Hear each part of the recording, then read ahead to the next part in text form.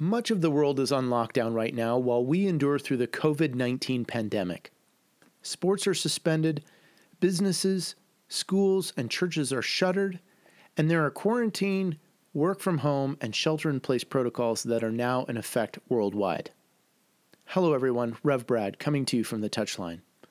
Today is a special episode, and I've asked a very special guest to join me and share some experience and wisdom for one particular issue that is heavily impacting footballing families right now: teaching your children who are now with you at home. Hang on, and we'll be right back after this. He's found the space, and he's found the back of the net. Just a little off foot, thinking he's going to go far post. Not strong enough with his right hand. Whips that one in. Far post, almost made him ends, and they have. He has the hat-trick. The second in his career. The third of the night. The hat-trick hero. Talked about you're not going to be able to sustain that kind of pressure. To the corner. Goes towards the near post. And you're the angle, and what a goal! What a goal! Well, in the past few weeks, I've heard a number of podcasts and I've seen social media tweets and whatnot, and there's a new season of learning in place, and it's amongst families who have children at home now, and they're doing online school or they're doing homeschool. I know that for many in the football and soccer community, this is a new, probably strange, or even an uncomfortable space. So today on the Touchline, I wanted to bring in a seasoned veteran and expert on homeschooling, my own wife, Adriana Kenney. Adri, welcome to the Touchline. Hello. So, to give people listening some context, we made the decision to homeschool, and we began homeschooling our 4 daughters some 12 years ago. Our oldest is now in traditional high school, and babe, you're still teaching the other 3 at home now, and during coronavirus, our oldest is doing her school online via Zoom. But I wondered, what do you recall about taking those first initial steps to decide to homeschool? Well, first, I will say that during this time, it's been nice to have everybody at home homeschooling. It's nice to have my oldest back at home doing online school. I've cherished the moments that I've had her when she was at home, from kindergarten all the way up through high school, and now she's off at high school and doing school there. So it's been kind of neat to have her home again. Homeschooling has been something that we have done for many years. And some of those first initial steps that we took, I remember us having the conversation in our apartment when we were first married. We didn't have kids. We were both adamant on not... homeschooling wasn't even in a vocabulary. It wasn't even in the picture. I wanted to do public school for my kids from day one. And I was from private school, so I was like, it's got to be private school, and we kind of argued about this. Yes, we had some very intense conversations about how we were going to raise our kids, and lo and behold, God had a different plan for us. Homeschooling was not on our radar. We never really even thought about it, or even... I guess our first initial thoughts were, what is homeschooling and what does this look like? And we just had no clue. So those first, I guess, initial things that started to kind of take place in our own hearts was just running into people that God put in our lives that would share with us what they were doing, and that was homeschooling their kids. And so we would have conversations, and the Lord just started to... open that door to our hearts of this being an option. We wouldn't even consider it. I remember thinking that people were kind of weird, those people that homeschool, right? Like, we had all those ideas, like, does this mean we have to make our own clothes and we have to do all this own stuff? Like, exactly. Right? And I remember a lot of family members were like, your kids will be socially awkward, and how will they grow up in this world and know like this and that? And I remember those were some stressors in the beginning. Yes, we had all those normal questions that probably everybody has, like, this is a weird thing to do, and you would look a certain way if you homeschooled and act a certain way. And yes, those were definitely big concerns for us. I remember going to a meeting as well. I forget where this was, but someone did the math for me, and this was a little bit of a selling point. They were like, so think about it. if you spend 25 minutes in the car driving to the school, and they had just gone through the entire school day, and they said, your student's going to have like 7 to 8 minutes in between class, and they did all this math, and I was like, oh my goodness, there is a lot of wasted space or wasted time sometimes in traditional school. And I thought, man, if you could get school done by 1, 2 in the afternoon, that would be brilliant. So I remember that was a little bit of a selling point for me. Right. And I think looking at all of that, I have realized that with homeschooling, yeah, you get to finish earlier in the day. But I don't want to sit here and condemn public school or anything like that. I feel like our teachers nowadays who are out there with public school, private school, they are hard workers and they do a lot. And yes, there is some amazing teachers and some kids thrive and do really well in those situations. But homeschooling was just another avenue that was opened up to us, and that was just an area that we felt like the Lord was calling us to. And there was a lot of prayer, a lot of discussion, a lot of conversation, and a lot of talk with other homeschooling parents who have done this or who have gone down this road before us that really kind of made us dive into homeschooling.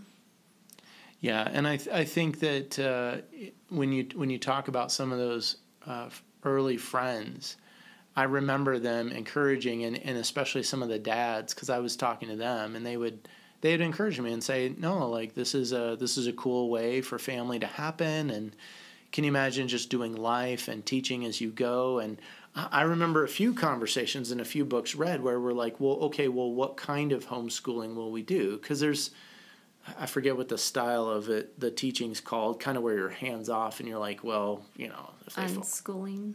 Unschooling. That's right, unschooling. So that was a weird concept to me, and I was like, I don't think we want to do unschooling. You're right, that was the one. So, Adri, what are some of your favorite moments or your memories? Homeschooling being very different from traditional school. What are some of your favorite moments or memories, or what are some of the things that you would say, man, these things for me and for our family really made homeschooling fun, and it's part of why we keep doing it. And, to be fair, we assess it every year. We don't just go, we're going to homeschool for life. We look at every year and we go, is this still right for each kid? We look individually. We ask whether it's right for our family. But what are some of your favorite moments and memories? Yeah, so one of our daughters who, when we started going down this road with homeschooling, she was a very active child and loved to just be outside and play and never could sit still, and loved to just use her imagination. And she was what I would call my spirited child. She just had, her imagination was just bigger than life, and her character. And so some of my favorite memories with her was, I guess, her reading books in the tree, her doing her schoolwork outside underneath in the grass or with her puppy. And she would just find the most creative places to go and do her schoolwork. And she was one that didn't like to sit still for very long, so we were able to do fun breaks and make schooling look a lot different for her. Much different had she been in a traditional school, having to be seated all day. So there was a little bit of that flexibility with her and her personality type to do schooling a little bit differently for her. I remember one of my favorite memories when you started teaching was you were teaching about, and you're teaching through creation and the days of creation. You were teaching about God separating the day from night. And I remember you pulled out this package of Oreo cookies, and you twisted off the top, and you talked about separating day from night. And I thought, wow, what a great, now I'm a cookie monster, to be honest, but I thought this is a fun way to teach. What an interesting way to teach. And it was an engaging way. It was a fun way to teach. And so I've got even my own fun memories as I kind of watch from a distance, because you've really been the one to do most of the homeschooling, most of the education in our home.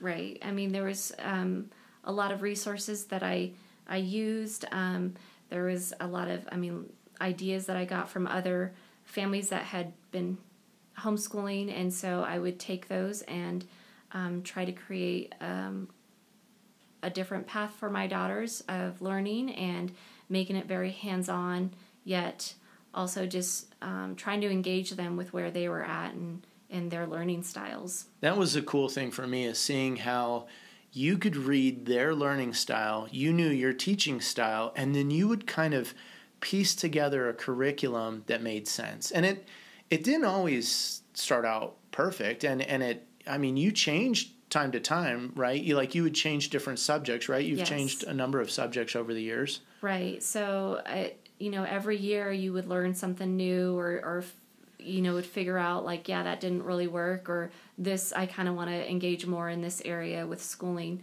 And so, yeah, every year was kind of a new learning, a new path. But that's the beauty of that, was just that the Lord really ministered in those teaching moments, in those times with my girls that I got to have. And we were able to flourish and learn a lot, whether it was through math or history or art, just finding that one thing that my kids really loved, and I tried to run with it and try to be creative and do fun things for it.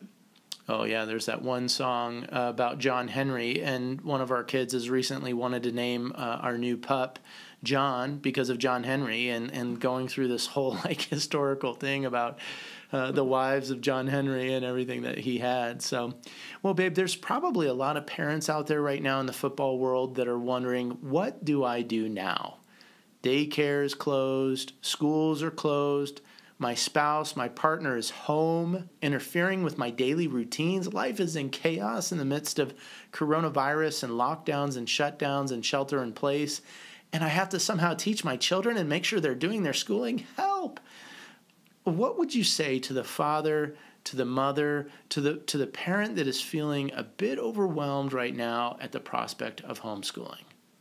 Yeah, so I would encourage everyone out there who's homeschooling right now or having to do school at home to really give yourself patience and to know that it's okay if what you had planned in your mind for the day does not turn out that way. That was a huge learning curve for me when we first started out. I would have a vision in my mind that school should have been done a certain way, a certain amount of time, and seated at a desk and no movement. And I realized that over time that there could be some days where things just did not turn out the way I had wanted. And I had to let go of that perfection in myself and what I expected for the day. And you will have days like that where your son or daughter may not have the strength and energy to try to get through all the schoolwork and everything done the right way that you want it, and that's okay. And in those moments, I would say it's okay to just let that go and maybe just go outside or go play or go do something to connect with your child in a different way, and then come back to teaching and schooling when maybe their energy or whatever is kind of bothering them, to just kind of come back to it at a different time. Yeah, you'll have perfect days that go really well, and then you'll have days that don't. And the days that don't, I would say don't be hard on yourself, but to just let it go, and it's okay. School will always be there. Teaching moments, learning, that'll always be there. These moments with your kids and those memories that you make right now, it goes fast. And so taking the time to just really cherish your children during these times, to not get frustrated at them, to not have that expectation that's set probably too high, and sometimes we can't always meet those needs, but to just kind of relax and just take it one day at a time. You know, an interesting thing one of my children asked me today, she said, "Dad, I wonder if we're going to see grades improve during the coronavirus."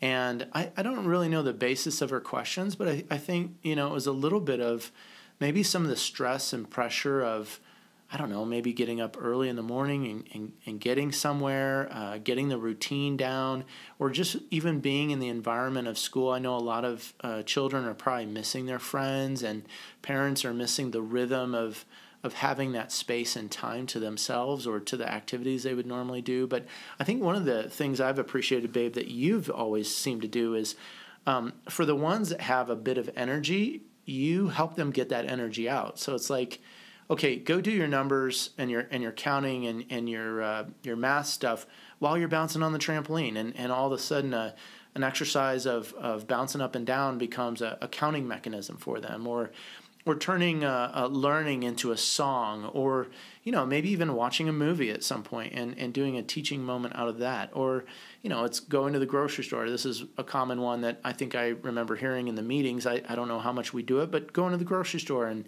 turning a grocery shopping trip into math and some life skill learning as well. And those are all pretty cool ways that I think I've seen homeschooling and home education be able to be incorporated into life. And then just even like time for piano lessons or drama club and theater groups and the different activities that have been a part of each one. You're not dependent necessarily upon the school system to provide those things. And that's true, that we've had to go outside a little bit to do sports, but now you can devote time to club soccer and other things like that as well. We haven't done all of those things, but I know sometimes I've had some footballing families who are in homeschooling for a season because maybe mom or dad who were playing professionally get traded to a different team, and they up and move city, and now we have to move school, and we may not be here that long. The contract's not too long. Homeschooling becomes this other vibrant option, and especially if they're in a different place of the country or a different part of the world, they really open up their world to learning and the things that they can do. So I think those are great encouragements, especially the patience piece. And I'd say if you're on the other side of the homeschooling equation like I am, where your spouse is doing or your partner's doing the homeschooling, just have patience, right? I have to have patience that dinner may not be ready, the house may not be as clean, or all those different things. And I'll tell you, from my perspective, the value that your kids get from having that one-on-one teaching education from someone who loves them and cherishes them deeply. Not to say that our school teachers don't, but that parent that can do that is a pretty special thing. So. Right. Well, Adria, if you were to give your top 3 resources for someone who's figuring out homeschooling during this time, now it could be a short time, or it could lead into something longer. It could lead into someone looking into something longer. What would you say? What would be your top 3 or so go-to books or resources on homeschooling, or just learning about what it means to educate from home? What would you say those are? So some of my top 3, I guess, resources would be 101 Top Picks for Homeschool Curriculum by Kathy Duffy. She kind of maps out kind of personality styles in your kids and in yourself, and tries to help you land on a curriculum that that guides both you and your kids to something that can benefit for both of you. Because my personality is different than my kids, and so there's when you're picking out curriculum, there's just so much out there for kids that want to do a lot of hands-on stuff versus kids that would rather just work out of a workbook or just do their own selective reading. And this book really did help guide that. Another book that I've really have enjoyed just kind of teaching me as a mother just for patience and rest is Sally Clarkson has a lot of books out there called The Mission of Motherhood is one, The Ministry of Motherhood, just kind of helps balance that idea of what we're called to in raising our kids. And then another book that I've heard of and I haven't quite read yet, but I know that it's been a popular one amongst homeschoolers and they have loved it, is Teaching from Rest by Sarah Mackenzie. That's one book that I've got on my list to read over the summer. But yeah, there's so many resources out there. And so those are a few that I've got.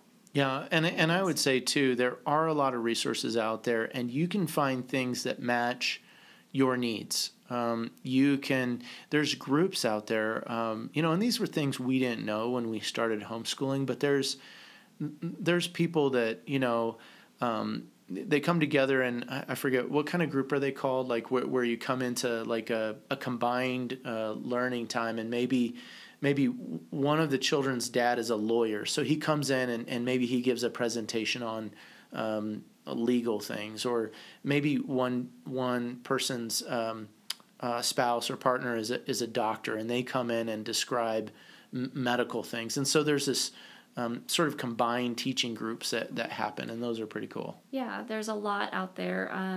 There's co-ops, there's these umbrella schools that you can get under that kind of help take care of all of the paperwork and the testing of when you need to get tested for your kids. It can be overwhelming at first, but if you get plugged into some of these co-ops or some of these selective groups, it helps kind of narrows things down for you as a homeschooling parent, to kind of guide you through. Check organization is an amazing resource as well. If you have any questions about legal things in your area or your country, they pretty much know, everything about homeschooling, all the legal matters of how many hours you're supposed to teach, what you need to be documenting, when your kids need to be getting their testing done. So there's quite a bit of things out there. There's also, because homeschooling's gotten so big, there's Facebook pages that have homeschooling within your area that you can get plugged into. I think that's around most areas. But you can kind of get plugged in, and they do a lot of field trip activities or fun, engaging things that you can get to know other kids and meet other families. Yeah, you'll find a lot of museums and zoos and such will have homeschooling days or special events where they bring in those co-op groups or those special ed groups. Also, too, I know we've been involved in a county school that meets once a week. And say a little bit more about that, babe. What is that for you? Does that kind of give you a break from homeschooling, or what is that? What is that day for you? Is it? In my mind, I kind of think our kids kind of need to hear other voices, different voices for teaching and instruction into their life. But what's that kind of been for you in terms of having? It's kind of a homeschool hybrid in some senses. It's an enrichment program, and they have that here in Colorado, where you can kind of go to these programs where they go one day a week with other homeschoolers, and they're taught by teachers, and they do science. They kind of do art. There's a list of classes that kids can do. But yeah, I have honestly enjoyed having just that one day off where I can kind of get grocery shopping done while the kids are at their one day a week homeschool school kind of thing. And they enjoy it too. They enjoy doing something different midweek and getting out. And they have a lot of friends in there. And you don't just do grocery shopping, just to be clear. Sometimes you'll go for a coffee with friends or get a workout in or do some other things too. So just so people don't think like I'm slave driving my wife and making her just do grocery shopping when she's done with homeschooling. Right. But babe, thanks for that. On the touchline, I always like to connect back football and family into faith. And so I think it's really key for parents to understand that we actually have a responsibility that rests on us to steward and manage the education of our children. Deuteronomy 6:4-9, also known as the Shema, is one passage where we understand the responsibility of instruction that comes with being a parent. Let me read it to you. It says, "Hear, O Israel, the Lord our God, the Lord is one. Love the Lord your God with all your heart, with all your soul, and with all your strength. These commandments that I give you today are to be on your hearts. Impress them on your children. Talk about them when you sit at home and when you walk along the road, when you lie down and when you get up. Tie them as symbols on your hands and bind them on your foreheads. Write them on the doorframes of your houses and on your gates." Another passage that I find to be a good, strong exhortation as parents is Proverbs 22:6. It says this, "Start children off on the way they should go, and even when they are old, they will not turn from it." In both passages, there's this urging that as a parent, I'm responsible for the training and raising up of my child. Now, I think that can look very different for different people. What it doesn't mean that everybody has to homeschool. And I think we came to that very early. We realized some of our friends were curious about it. Some of our friends have tried it. They've tried homeschooling, and they've just found it's not for us. And we've wanted it to be. We've wanted to share that with them, and we have. We've shared with some great friends of ours homeschooling for different periods. But I'm not saying that everyone has to homeschool. And I think that God may put you in a longer season of homeschooling like he has us, or it may be a short season that goes through a global pandemic like this. Whatever it is, I think that, as we revisit the homeschooling conversation every year, we've just said we're going to take it 1 year at a time. We're going to look at each of our children individually, and do we feel called to this? But even outside of that call, there is this place where God wants us to be instructing our kids.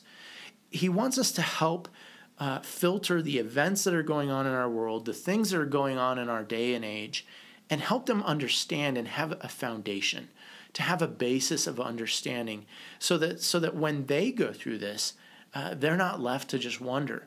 Sometimes I encounter parents and I encounter people who say, well, especially in terms of faith, I'm just going to let my children decide, and I'm going to let them figure it out. Well, our children are looking for direction and guidance. They're looking for things from us. And that gets different as they age. It gets different as they're around different peers.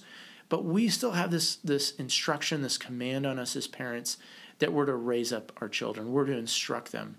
And sometimes they rebel, they go away. But oftentimes what we see is through time and through experience, they come back and they ask us and they invite us back into their life in a different relationship.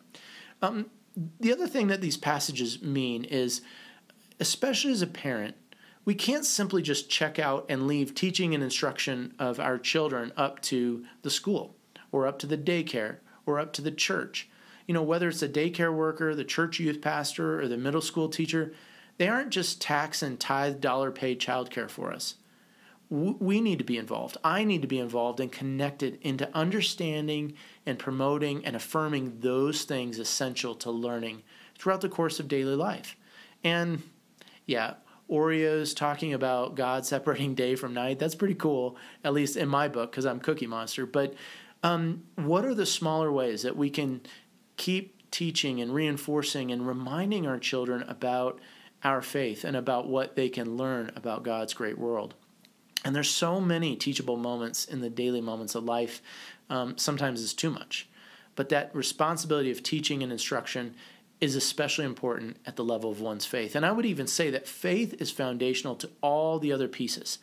It's the lens, it's the framework, it's how we view and understand the world. So, Adri, throughout the course of these last 12 years or so, how have you kind of incorporated faith into the homeschooling that you do with the girls? Yeah, so faith is a big piece in all of this. It's woven through every aspect of homeschooling. From the time that we get up to doing our devotions together, to doing our mathematic facts, to breaking up fights here and there, there's it's just that underlying having faith to get through the day, having faith to teach my kids and to hope that they're hearing and learning about God's love for them through my example, through the way we run our home is a big piece. So, yeah, I think for us and our family, faith has been kind of the backbone of all of this, and being able to teach my girls what it means to know who God is and have him as a personal relationship in their own hearts and start to make it their own. That's done by example through myself and also through leading them and teaching them. I remember one of my favorite memories. I think this was like the first summer after we had started homeschooling, after you had started homeschooling our oldest. And I remember we were camping, and I was unloading the truck, and she was sitting on this log and just kind of staring. And I kind of was like, I could use some help. What are you doing? And so I sat down on the log next to her, and I asked her, and she kind of had her her arm, her head in her fist, kind of had this thinking man kind of pose kind of thing. And I said, well, what are you doing? And she goes, I'm looking at the trees. I said, well, what are you looking at the trees for? And she said, I'm just thinking about how God made these trees and how old they might be and how grand they are and how big they are. And I just thought, wow, this is, again, just another one of those moments where you start to see connections for your children, where the things that they learn in a textbook or on paper or in your home become translatable lessons out further in life. So, well, I want to start to wrap it up and sum it up, and I want to drill down just into a couple of things. The first thing, one of the things I've been encouraged by is seeing you, Adri, do this homeschooling for our children and being involved in some ways a little bit myself. But the first thing is this: you can do this. You can get through this time. I don't know how long coronavirus is going to happen. I don't know if it's going to come back in the fall and everybody has to go back to shelter in place. But I just want to tell everybody, you can do this. Yes, that's true. You can do this, and cherish those moments that you have with your kids, and just this different space that things are looking for this time. Just don't be too hard on yourself. Have patience. Trust in the Lord. Just take each day as a blessing that you get to spend with your kids. Make it fun. Go outside and do stuff. If you love soccer, kick the ball around while you're doing your math tables or your times tables with your kids, or spelling. Be creative, and it doesn't have to be the traditional way that your kid has been in school. You can definitely make it your own. The second thing I'll say is that there are a lot of well-developed resources and support for homeschooling, and I'm going to definitely link to some of the resources that, Adriana, that you've mentioned today. I'll put those into the notes so that people can find those. But Facebook, other things, there's a lot of people out there doing this. Right. There's so many resources out there.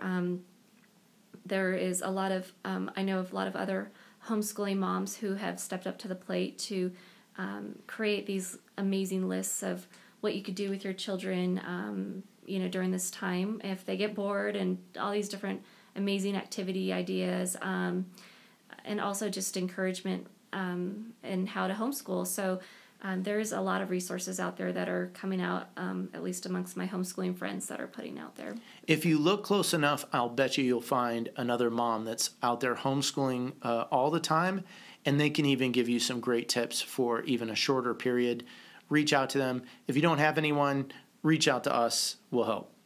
The third thing is it's a special call and a special time. Again, it might be a shorter or longer season for you, in your child's life.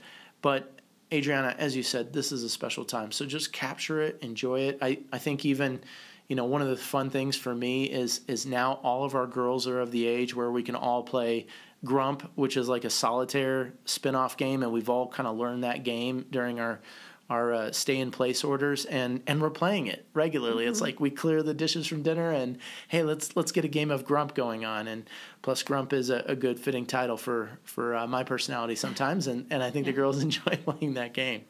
So, fourthly, faith is foundational for the rest of the educational framework for life. Those are my four things. One, you can do this. There's a lot of resource out there. Just look. 3, it's a special time. It's a special call. And fourthly, faith is foundational. Well, today I want to give a blessing for the one who finds themselves in the position of homeschooling their children. It's a blessing for a continued growth and flourishing for the student, and a prayer for overcoming fear or internal struggles for the instructor. Gracious Heavenly Father, may your blessing be upon student and teacher alike. May you grow child and parent to a special place where learning and wonder abound. May there be joy in the journey as we understand and learn from one another in this time and space. For the student, let there be an eagerness to learn, a flourishing of self, a discipline applied, a confidence built. May they read clearly and with understanding. May they study and have great recall, whether by pen and paper or video and online. May they learn the art of listening and retaining. May they learn teamwork and patience. May they develop fitness of mind, body, and soul. For the teacher, let there be a confidence to instruct, an infusion of joy, a dispensation of wisdom and knowledge, and a fearlessness to creatively teach. May they illustrate the beauty of your world. May they illustrate the lessons from history and time. May they exhibit patience with the balancing of home and family life. Give peacefulness in the lesson planning and preparation. May they have joy to spend the special time. May they model perseverance and temperance of heart and mind. Lord, keep confusion, low self-esteem, and laziness far from these moments. May teacher and student both feel your presence, and may both know you as the source of all that is wonderful, beautiful, and true. Amen. This is Rev Brad and Adriana Kenney coming to you from the Touchline.